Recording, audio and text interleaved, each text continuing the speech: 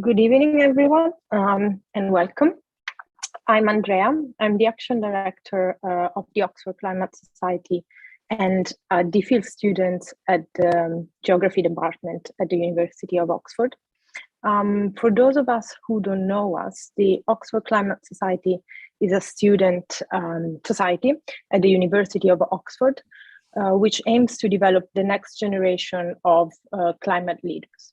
In addition to our weekly speaker events, we also run educational programs and grassroots action campaigns throughout the year, including our School of Climate Change, which is now teaching over 1,500 people from all over the world and is online this term, and it actually has been for a while due to the pandemic.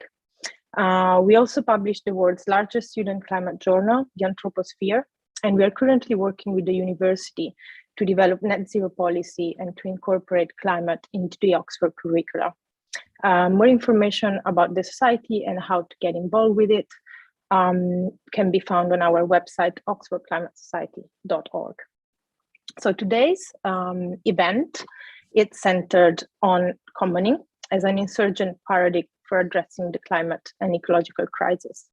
We are very excited to be welcoming David Bollier to discuss this topic with us. David is an American activist, independent scholar and blogger who advances the commons as a new and old paradigm for reimagining our society, our economics, our politics, and our culture. He has pursued this work for more than 20 years, both in the US and internationally. He has assisted projects, he has been expanding the network of commoners, he has been developing strategic opportunities and elevating the discourse and scholarship. Since 2016, David is the director of the Reinventing the Commons program at Schumacher Center for a New Economics in Massachusetts, US. David has also written and co-authored 10 books. For instance, Think Like a Commoner, which I recommend is a great and short introduction to the commons. He has also co-authored Green Governance, Ecological Survival, Human Rights, and the Laws of the Commons with Professor Weston Burns, who is an international human rights and law scholar. In 2009, and one of his latest books is Free, Fair and Alive, The Insurgent Power of the Commons, which is co-author with Silke Helfrich. I hope I pronounced that correctly. And the book is a major reconceptualization of the commons as a relational social system. His latest book, which will be available mid-February in UK and Europe, but you can find already online, is the Commons Catalog for Change Making, which is inspired by the Whole Earth Catalog. And in the book, David showcases a dozen of participatory, growth neutral, and ecological types of commons that are emerging and flourishing outside the market state system. He has also a blog, Bollier.com, where he discusses the commons, and it's a great source for news and commentaries on the topic. And lastly, he also hosts a podcast, Frontiers of Commoning, which I also highly recommend, where he interviews cutting-edge thinker, practitioner, and advocates. Thank you, David, for being with us. The floor is yours. Well, thank you for that introduction. And I want to thank the Oxford Climate Society for inviting me to share my thoughts about climate action and commoning. You know, I was thinking that it's really been more than 3 decades since the NASA climate scientist James Hansen confirmed to the US Congress the dangers of climate change. Yet progress has been really, in adopting meaningful measures, has been alarmingly slow and disappointing. Most of the global climate summits have resulted in very high hopes, but then dashed expectations and really modest progress on the ground, in the words of Greta Thunberg, blah, blah, blah. And who knows how the future political scientist or anthropologist will explain this massive inaction in the face of an existential threat. But it's clear that few nations and industries are eager to pioneer a post-carbon future or commit to a no-growth, steady-state economy.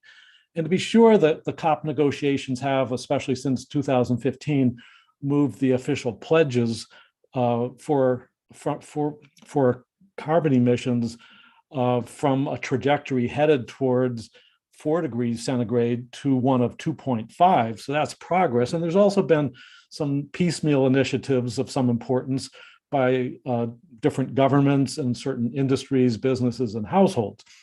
But we're still not on a track to avert planetary disaster. And it feels as if we're stuck in an impasse marked by grudging pledges that are invariably broken and fitful incremental progress. There's been a lot of techno-solutionism, but not so much interest in big, bold structural and cultural changes to make our societies more climate friendly. Now, this evening, I'd like to focus on how commons and associated system change movements can help us build a regenerative, fair, and democratic economy capable of dealing effectively and imaginatively with climate change. And the commons, I think, offers us some serious practical models of provisioning and governance that can help us move beyond the capitalist economic imperatives that are primarily driving carbon emissions.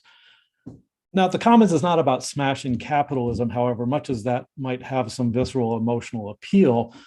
It's really about the steady creative development of new institutional forms and cultural attitudes. It's about incubating very different social logics, ethics, and practices than those that are mostly required by the market state system.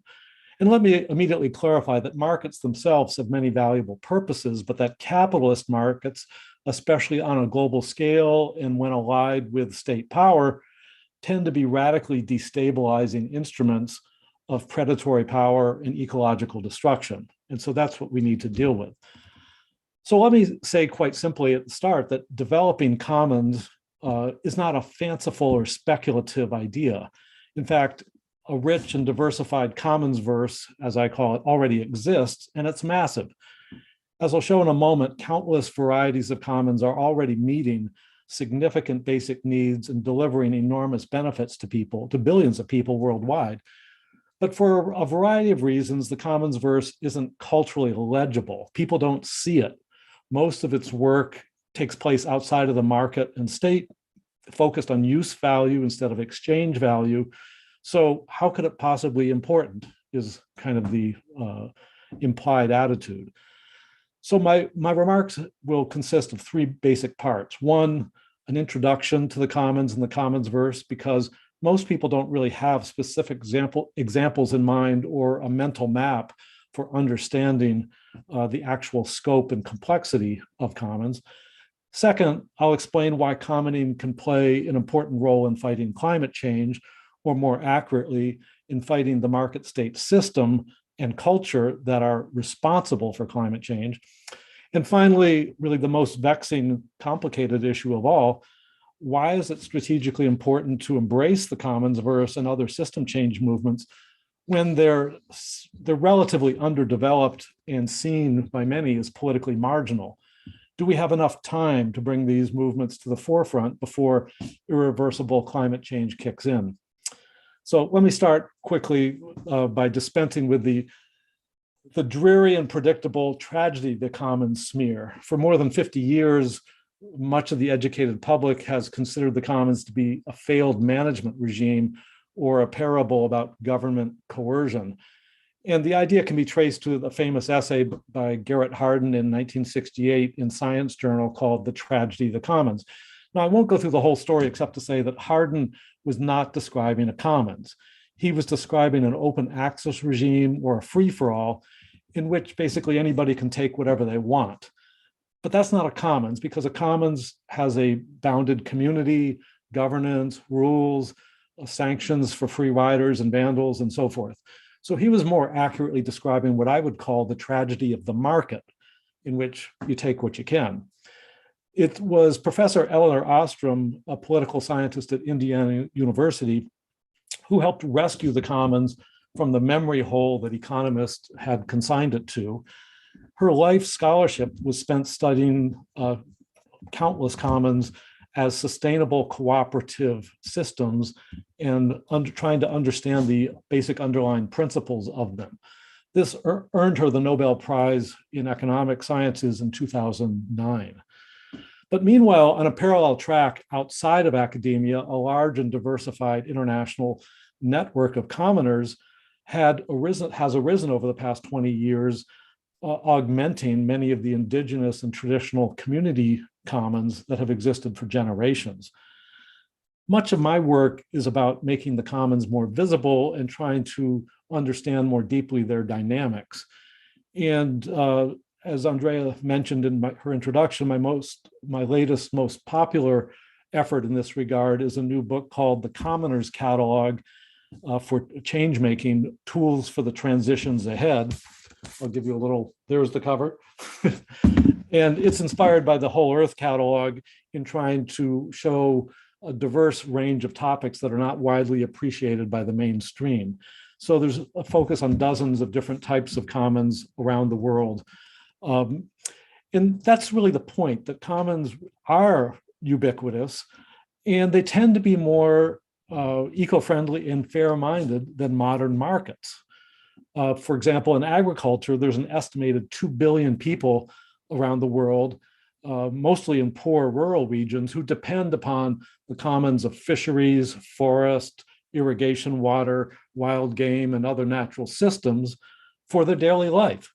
But these are generally ignored or neglected because they're not seen as significant, because they're not market transactions. Money might not be, is usually not changing hands, so it's not interesting enough.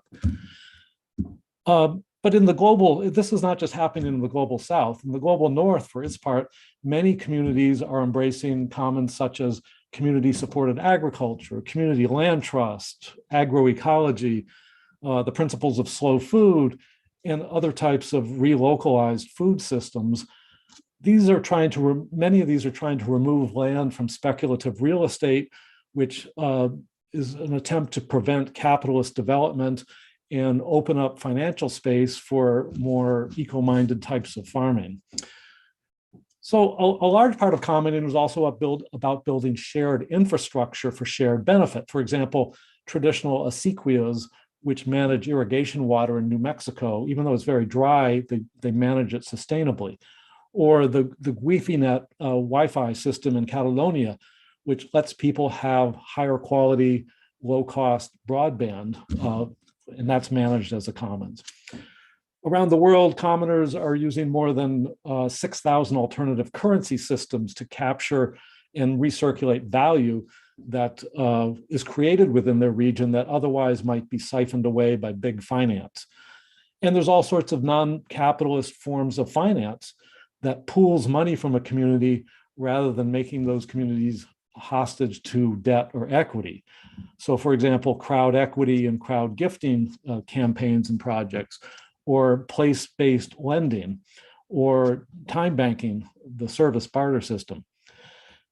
So people are often able to escape these capitalist imperatives in knowledge commons as well, such as open source software, Wikipedia, peer production, open access scholarly publishing.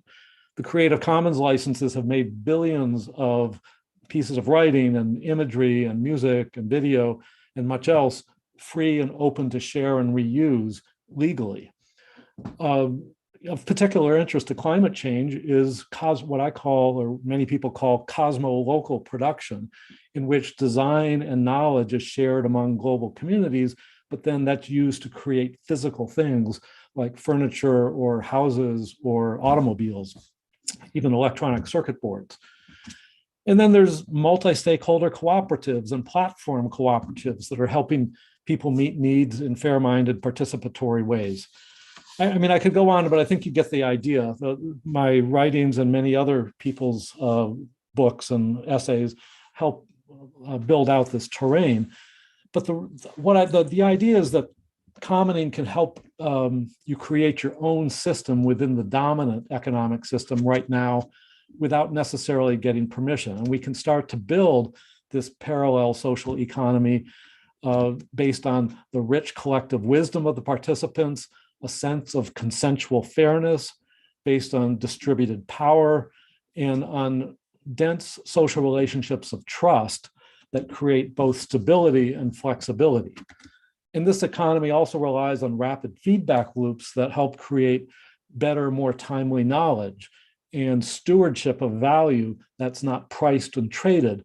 And this helps avoid the kind of overconsumption of resources that markets are prone to do. So many system change movements share these goals, including the movements for degrowth and cooperatives and solidarity economy, and as well as the ones I mentioned just now. Now, these are some of the ways that commoning is fighting climate change by reducing our dependencies on markets and fossil fuels. But as I suggested earlier, this is an indirect and structural approach. It takes inspiration from Buckminster Fuller's famous quote, "You never change things by fighting the existing reality. To change something, build a new model that makes the existing model obsolete." Because commons do most of the work outside of the market and state in circumstances that are often too small scale, local, disaggregated, and informal to matter, or at least to some people, they are generally ignored. And I submit that contrary to this sense that, oh, it's too trivial, it's too disaggregated, that the commons can be deeply helpful to climate action because it offers a new cultural narrative about what a post-capitalist, climate-friendly society would actually look like. The French scholar of modernity, Bruno Latour, has a compelling theory for why so much of the world has fallen into chaos and confusion. He said, we no longer have a credible narrative, grand narrative to align our expectations and aspirations. Climate change has called into question our very modern dreams of progress through technology and consumerism and individualism and market growth. And the idea of development as the essence of becoming modern is just no longer credible. Yet we have nothing really commensurate to substitute for that vision. There's a huge void in our consciousness and our culture. And in Latour's words, we're suffering from what he calls an epistemological delirium. We're profoundly disoriented. Now, unfortunately, I think that the climate movement, like the rest of us, is affected by this delirium. And it's roughly, I think much of the climate world falls into three groups with respect to what Latour said. One, people who resolutely want to pursue solutions within the current market state system and its premises of modern development and growth. Two, people who see system change as the only way for society to become reliably climate friendly over the long term. And three, people who just sort of have a mix and match Chinese menu approach to how they want to proceed without any coherent philosophical or strategic vision.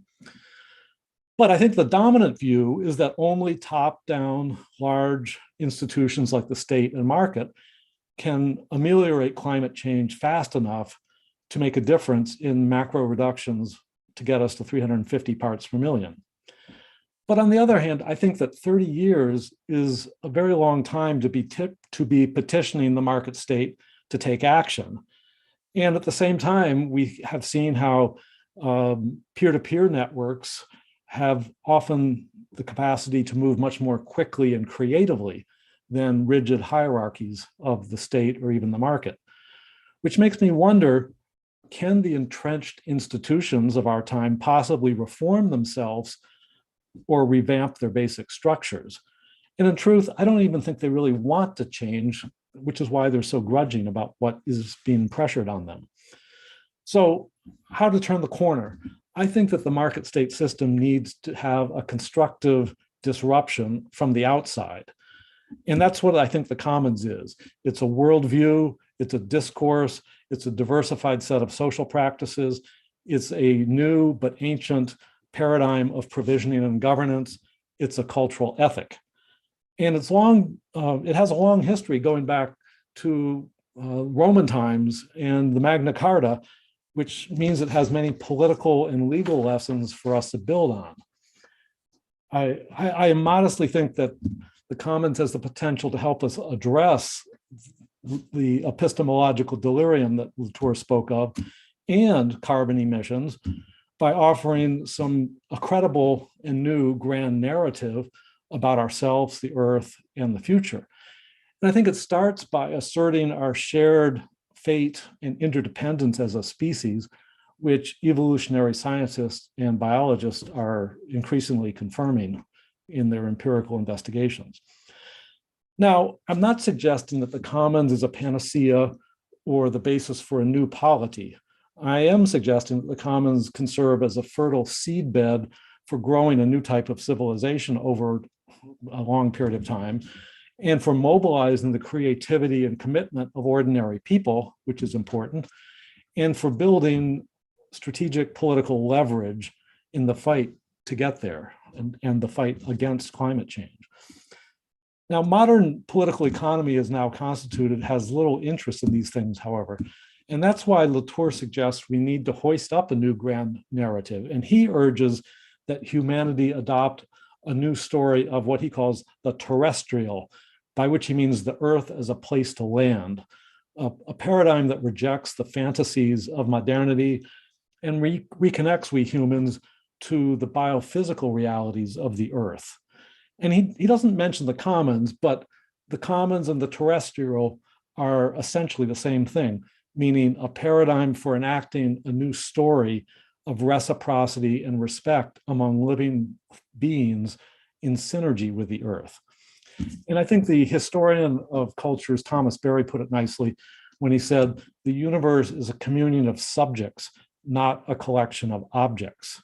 So unlike market ideology, which is fixated on harnessing market-based solutions to govern objects, I think our real challenge is to discuss who we are and how we will act, as my late colleague Silke Helfrich put it. The commons is not really about unowned resources, as economists put it. It's about commons as a social system, a system that embodies some different ontological perspectives, different epistemology of meaning, and a different social logic. And the good thing is that the commons knits together the many separations that modern life has imposed on our understanding of life, such as the idea that humans and nature are separate, and that mind and body are separate, and that emotions and rationality are separate. The commons blurs these supposed separations, as well as the ones of the individual and the collective, and the public and the private. And this is what I call the onto shift, or ontological shift, meaning a new worldview and mindset. And it's about moving from the transactional view of life, which is what markets are all about, to a relational one that profoundly changes one's perspective. And it also significantly challenges the capitalist price theory of value. I mean, in a commons, value arises through the generativity of living beings in their entangled symbiotic interrelationships. A Buddhist might call it interbeing, or a biologist might call it codependent origination. The commons asserts that value is generated through these dynamic living relationships among all of us and other non-human beings, the earth, and indeed with past and future generations in ways that quantification or price can never capture. And of course, standard economics is about the opposite. It tries to quantify and monetize everything, and it asserts that we're just isolated individuals or homo economicus who create value through market exchange, with prices serving as the universal definition of value. But value in a commons isn't necessarily tradable or priceable. It's not a commodity. Rather, value in a commons is embedded in a whole skein of relationships shaped by the particulars of geography and history and culture. And in a way, it amounts to terroir, the idea that soil, weather, and topography in a particular place all interact to create the special character of a wine. It's very place specific. Now, I could say more, but let me just note that commons are valuable because they can help us escape the imperatives of economic growth and the associated use of fossil fuels, because they have no compulsion to grow. Indeed, they work best when they retain an appropriate scale. They don't have any need to maximize output or sales or profit. And commons don't need to make things, unlike the market, they don't need to make things artificially scarce the way that the private property system and markets do. There's no incentive to create artificial scarcity in a commons because the point is not to produce goods to be exchanged in markets. The point is to foster and maintain social relationships, to satisfy needs, to solve problems, and to do it directly. So commons therefore invite people to become stewards of their own wealth and of ecosystems rather than looking to markets to maximize their personal utility, quote, or to maximize return on investments. There's really kind of a massive predistribution of wealth that goes on in the commons rather than relying on state redistribution of wealth, which itself, as we know, is very politically fickle and unpredictable. So instead of distant bureaucracies imposing politically crafted programs on local populations, commoning empowers locals to co-create their own solutions that suit their needs often better than bureaucracies. So instead of seeking ways to monetize everything through expansive property rights, which in itself intensifies corporate consolidation and monopoly, market extraction from nature, Ponzi dynamics of capitalism, commons decommodify goods and services. They make us less dependent on markets. And through vehicles like community-supported agriculture and land trust and place-committed finance and open source software and Creative Commons licenses and many others, communities of users can assure that their shared wealth remains inalienable and shareable and is not vulnerable to co-optation or enclosure.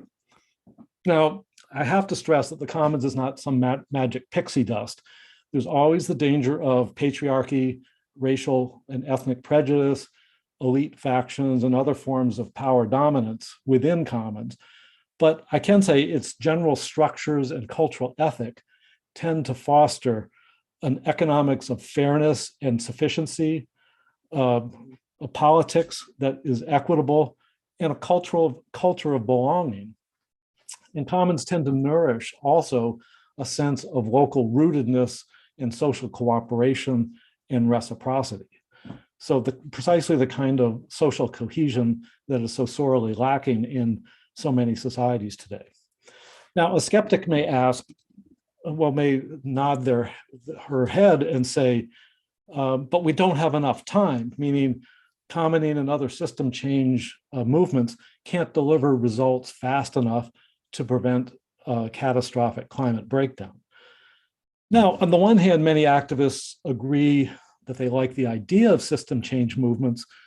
I know the title of Naomi Klein's 2014 book, This Changes Everything, implies that climate change will force a reckoning with capitalism. And that may be, but as a matter of real politic, I know many climate activists seem wary of embracing commoning, degrowth, peer production, platform cooperatives, and so forth, because they just seem too small, too politically marginal, too controversial, and not directly useful in getting to 350 parts per million. Or they might think that being associated with such movements may jeopardize hard-won credibility with the mainstream politics. So in commending commons and other system change approaches, I'm not suggesting an either-or scenario of conventional politics versus system change, but really a both-and approach, because we need the strategies and tactics of both.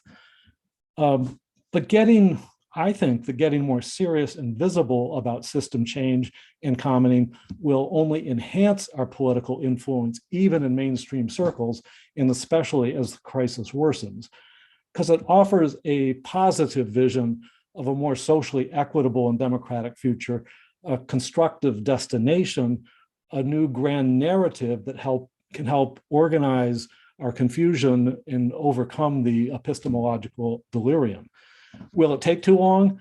I think we need to remember that even small, robust models can change everything quite rapidly by demonstrating that an alternative logic is functional and growing. You know, in the early days of the 2000s, the computer operating system Linux had only a minuscule foothold in the hacker world, and yet even Silicon Valley became truly frightened that its proprietary business models were in jeopardy. That small of an insurgency. And I would add that the open source movement has achieved far more than any antitrust decree from the government might have. Similarly, the local food movement, even though it was funky and local and organic, it demonstrated the feasibility and popularity of its wholesome alternative to big agriculture and its various pathologies, again, helping to catalyze far-reaching change.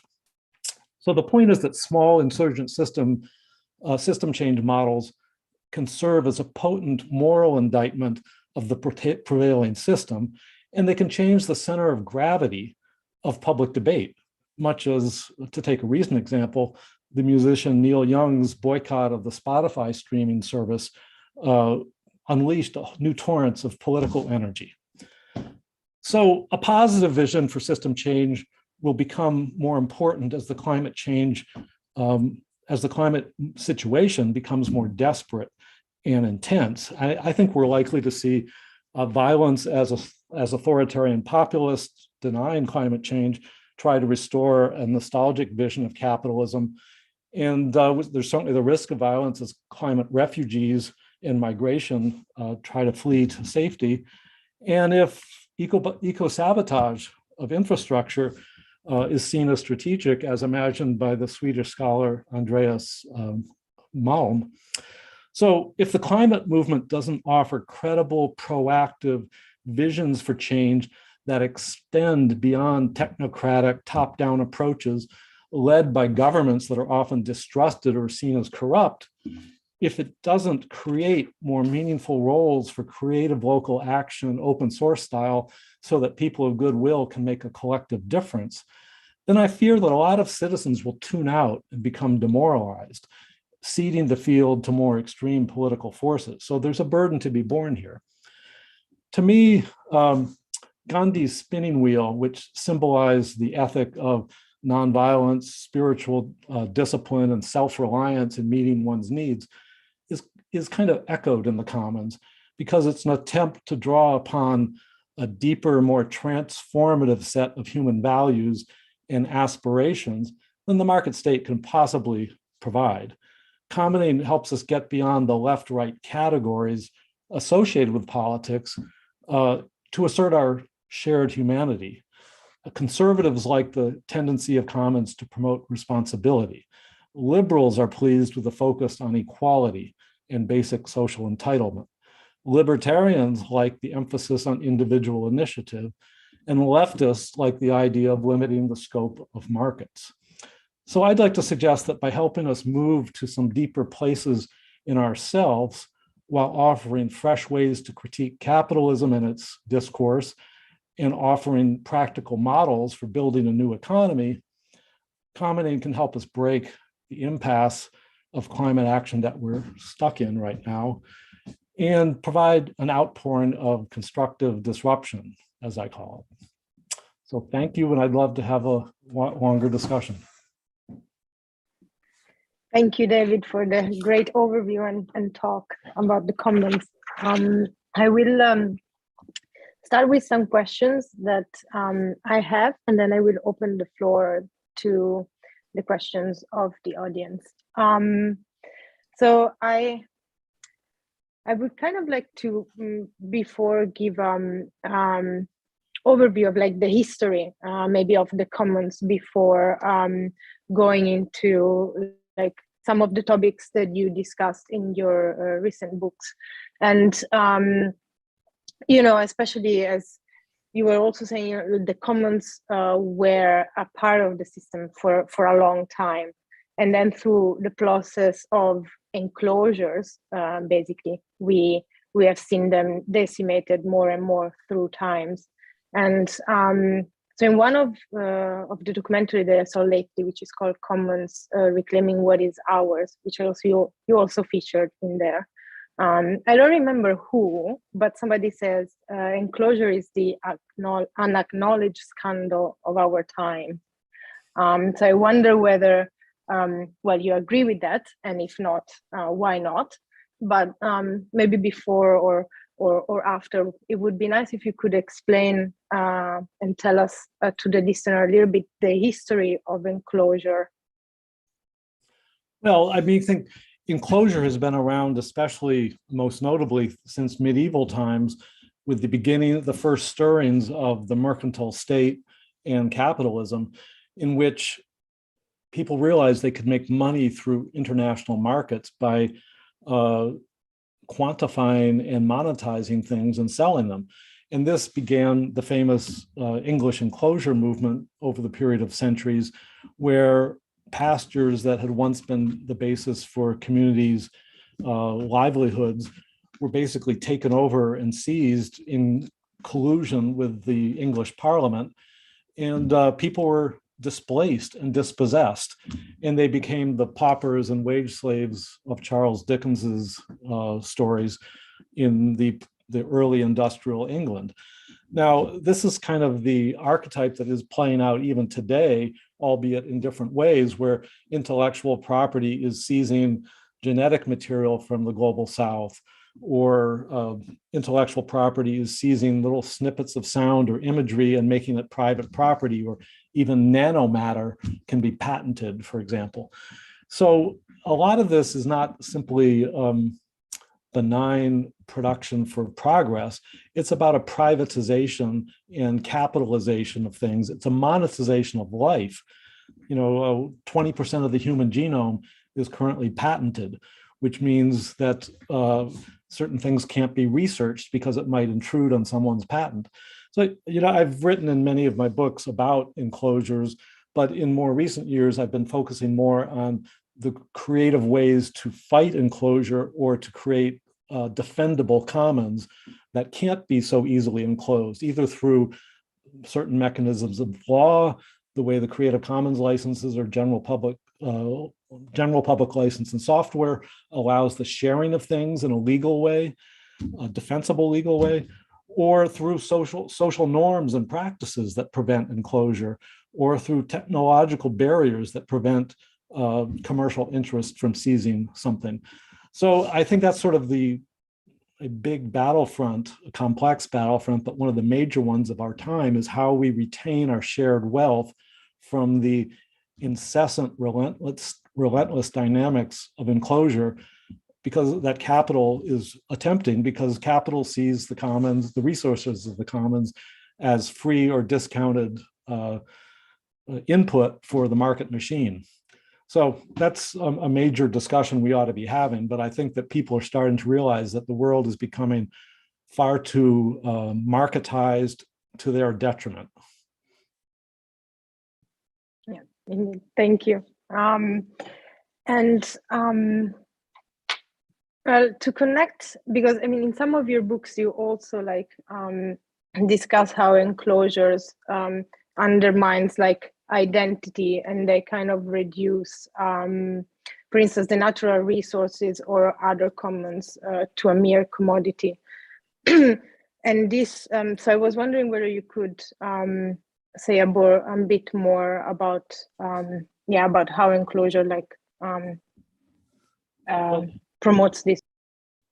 Well, to the extent that Enclosure is about turning human beings into something that works for the market rather than making the market work for people. So, I've always, the idea that companies have human resources departments because a human is a mere resource as opposed to a full human being. I think that we see this playing out in so many areas where human beings are commodified. And, the whole social media, big tech world is all about gathering personal data so that we can be fit into demographic categories and sold to advertisers. And, this is across the board. And I think that this has its own limitations also in terms of, well, first of all, human satisfaction, but in terms of the way we can relate to each other in productivity-driven workplaces, where you have to have output and return on investment is everything. Our human satisfaction and well-being is way down at the bottom, which is why, at least in the US, you see these huge waves of people quitting their jobs during COVID, because they're treated as little cogs in the market machine. So I think the Commons is partly about finding new ways to meet needs without having this very oppressive system of marketized life govern every nook and cranny of existence. Yeah, thank you. Indeed, to kind of on this thread of shifting to new ways of relating to each other and to different worldviews, your book Free, Fair and Alive indeed discusses a lot this ontological shift that I also think we need to do, and it's kind of also related to Donella Meadows, the leverage point in the system. So you touch on very deep leverage point in the system that have really the power to disrupt our worldviews. I think that a lot of people feel this, but they don't have the language or words to express it. Their mind resists because we don't have these categories of thought. But I think their heart does, because I encounter so many people who are fascinated in the Commons, but their head says, I disagree. And I think it is an inflection point because the cultural pressure is building up, as I think we see through the pandemic, of people wanting to have more meaningful, connected, relational lives, as opposed to the super acceleration of capitalist life and productivity-driven life. So I see that various commons are vehicles for people learning to have a different way of being, to have a different kind of life, to have a different relationship to the earth than you can have in modern capitalist society, which says those things aren't productive. Or, capitalism even treats nature as nature's services, meaning what is nature doing for the market and the economy? So it's getting out of that whole mindset that I think will open up a whole flood of possibilities if we can allow ourselves to go there and peer through the curtain of modernity. Yes, indeed, you propose, in the book, you discuss a lot of which I don't know how many of our listeners would be, familiar with the whole discussion, but for me, it was really eye-opening about how this process how long it's been going on, through the work of Locke and Descartes and Hobbes, which completely framed our world in duals. But then you also, and actually before, also how the English language, right? It's in itself, so how language constrains our perceptions and our worldviews. And for instance, you discuss how nature is an it in the English language, whereas, for instance, in indigenous culture, is seen as an animate thing, and rocks are also animate things, so not only human beings. Which is why indigenous cultures, their languages tend to have many more verbs and process-oriented concepts versus our language, which talks about nouns and things have essences as opposed to dynamic living characteristics. Yeah, which is also very poetic, like Rob, the book Braiding Sweetgrass, she says, like they don't say bay, you say being as a bay, and I find it like very poetic. Well, I would just add to that the wonderful book by Boaventura de Sousa Santos, The End of Cognitive Empire, The Coming Age of Epistemologies of the South. I mean, I think that many language, of course, embodies entire worlds, and there's a pluriverse out there. But for so long, English has been the dominant, almost monoculture of at least commercial society. So the idea that different sensibilities can finally breathe and interact with each other, I think is going to be what will save us over time. And it's, the commons is about this diversity, not having a monoculture. Okay, I would like to ask you a billion other questions, but in the interest of time, I'm gonna open it to the floor. And so one question, I'm just gonna read it out. How do you envision the transfer of ownership to the commons to take place? Well, that's a big question.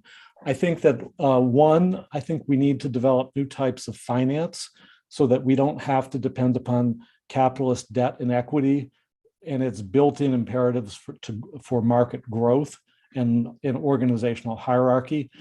And I'm in the midst of studying this topic a little bit more and gathering examples. And fortunately, there are some very proven functional examples. As I mentioned in my talk, community-supported agriculture and land trusts are these basically community pooling of money to help the whole system work without having to then get into this maximum sales and maximum profitability mindset. We see a lot of online communities trying to do the same thing through crowdfunding, through like open value networks where there's more collaboration among trusted communities. I think these are the types of models we need to identify, explore, and theorize about to show that there's different ways of financing need, different ways of building infrastructure to support commons. But in terms of the question, how to shift ownership, I think we have to do legal hacks on the property system the way Creative Commons licenses did, in that the whole system is built to support capital and market activity. So we have to have ingenious hacks the way those licenses did on copyright law to allow sharing and commenting. And that is hard work because you need to be intimately familiar with the law and its potential for being flipped in ways that support the commons, the way the open source seed movement has been trying to do as well. Because as a lot of seeds are patented, it's preventing the once ordinary sharing of seed. So legal hacks is one way. New creative forms have to be done for organizations. Organizations like the Sustainable Economies Law Center in Oakland are doing a fantastic job of helping to rewrite governance regimes for nonprofits and co-ops to support commoning. So there's this kind of frontier commoning that needs to happen to develop new organizational forms, new infrastructure, new finance, so that it's not just this heroic individual activity every time somebody wants to start a commons, but rather something that there's support for going forward. So that's a complicated question that could require months of research and discussion, but it's an important question. And two related questions are whether, for instance, the process of commoning depends on the political institutions that are within a given nation or region, and whether is it more successful in centralized or democratic nations. And also, I think it's related. So I'm going to bundle the question if you're. Okay. This other person asks, what are the political obstacles for achieving a widespread proliferations of the commons, and how we might go about, which we briefly touch. I think at the national level, even among liberal democracies, there's so much of a deep alliance and commitment to the interest of capital and corporations and market growth that it's very hard to get the serious support that's needed, which is why I think that most of the most friendly crucibles for change are going to be municipalities. We see in global cities like Barcelona and Amsterdam and some Italian cities and others, where mayors and city governments are very receptive to the idea of commoning because they're trying to solve practical problems and they're not as ideologically driven as heads of state. And so I think that's one place where it's going to happen more. But let's just be frank, state power is often hostile to the commons because state power wants to consolidate power for itself.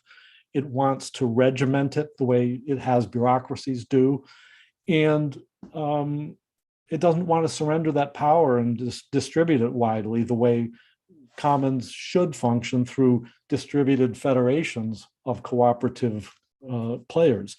So really, we need a reconfiguration of state power, a rethinking of state power. It's not as if state's going to go away tomorrow, but it has to be reoriented towards the state servicing corporations and growth to states empowering commoners. And I think states may have an incentive to do that to the extent that there's a lot of distrust of states, a lot of feelings that the state doesn't have legitimacy. So I think if commons could strike a useful partnership with states, it could be beneficial for both sides, but that's going to be a long and complicated conversation. Thank you. One other question we have, which you also briefly touch of, like how, that we then need to bring the commons to scales, because I mean, there are many of them, but they're still like small, scattered realities. And so one person asks, how can we make sure that the process you described takes place quickly enough, given the urgency? Yeah. Well, there is the urgency, but I would say, think of how fast Occupy spread around the world. Think of how the mutual aid networks responded to the pandemic. And there's many online humanitarian organizations responding to natural disasters. They have a great deal of flexibility, commitment, and they're not as political and rigid as conventional state hierarchies or bureaucracies. So I think that we need to develop our own infrastructures for fostering this. We need to develop new types of translocal and transnational communication and coordination so that different commoners can learn from each other and see the possibilities and have their imaginations enlarged. And, tackling the state, I think, is only the final coup de grace as opposed to the first one. But I think that this can act more quickly than people realize.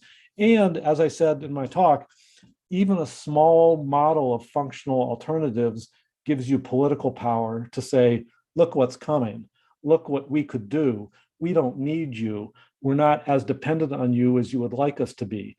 And that's very threatening, both to the market state or the market corporations, as well as to the state, which wants to have more dominant control.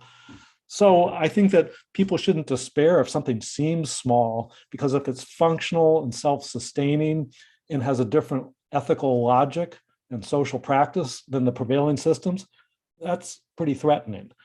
And I think it's also the basis for potential parallel economy of the commons. So let's have some discussions and negotiations later when we get to that point, the way the Linux people did with Silicon Valley, but that's another story. But to the Silicon Valley that you mentioned actually bridges well to another question that I wanted to ask around innovation, because the predominant economics view of innovation is that you need to have patents because it's public good, and if you don't solve this market failure, then nobody has an incentive to to innovate. But you have a blog around the commons and as a different engine of innovation.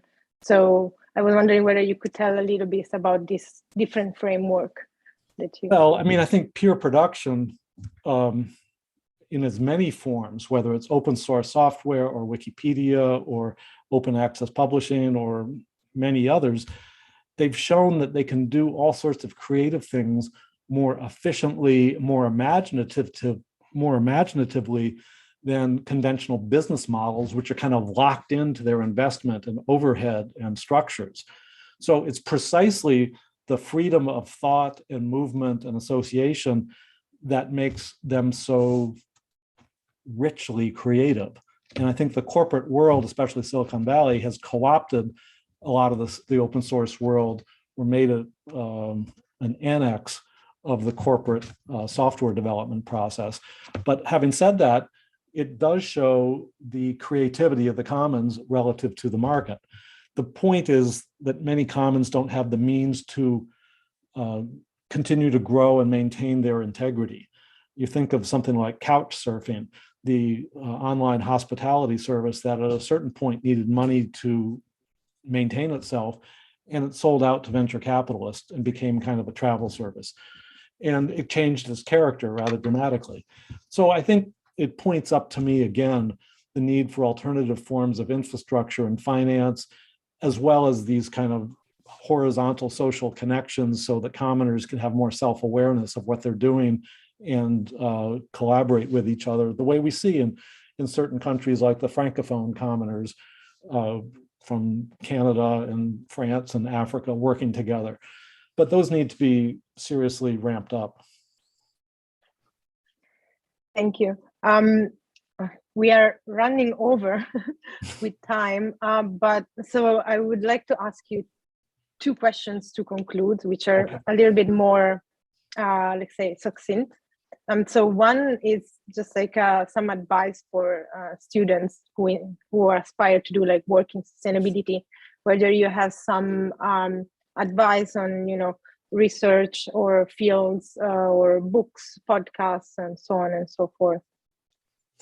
Well, I mean, I tried to, in my Commoners Catalog for Changemaking book just out, tried to gather sort of some of, I think, the basic readings that have enlivened and informed me as a place to start.